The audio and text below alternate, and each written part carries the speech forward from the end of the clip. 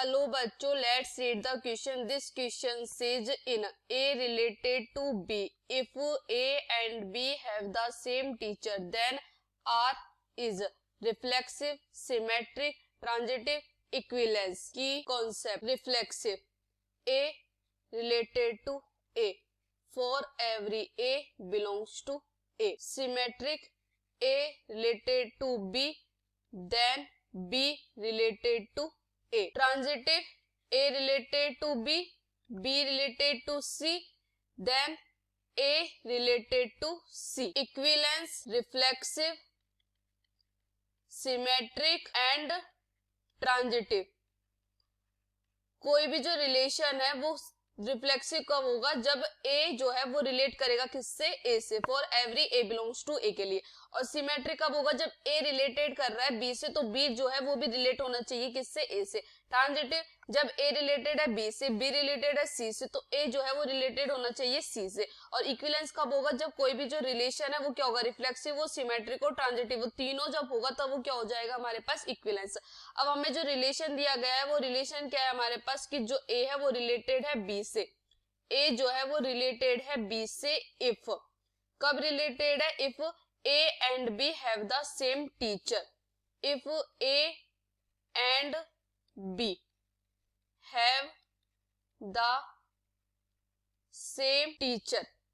तो अब देखिए सबसे पहले हम इसे क्या करेंगे? रिफ्लेक्सिव करेंगे. तो देखिए यहां से क्या होगा? ये रिफ्लेक्सिव. तो क्या होना चाहिए? A रिलेटेड टू A होना चाहिए. If A and A have the same teacher. अब जो A है वो A और A, मतलब ये दोनों एक है, तो ये क्या एक ही टीचर रखेंगे, तो ये क्या हो गया हमारे पास? ट्रू हो गया. तो ये क्या हो जाएगा? रिफ्लेक्सिव हो जाएगा. उसके बाद अब हम लेंगे सिमेट्रिक. तो सिमेट्रिक में क्या होगा? जो A है वो रिलेटेड होगा B से. If A and B have the same teacher. और B जो है वो रिलेटेड होगा A से. If B and A have the same teacher. तो A और B सेम टीचर रखे या B और A सेम टीचर रखे, दोनों बात एक ही है, तो हमारा जो रिलेशन होगा वो क्या होगा? सिमेट्रिक भी हो जाएगा. उसके बाद क्या होगा हमारे पास?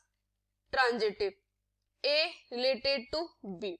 If A and B have the same teacher.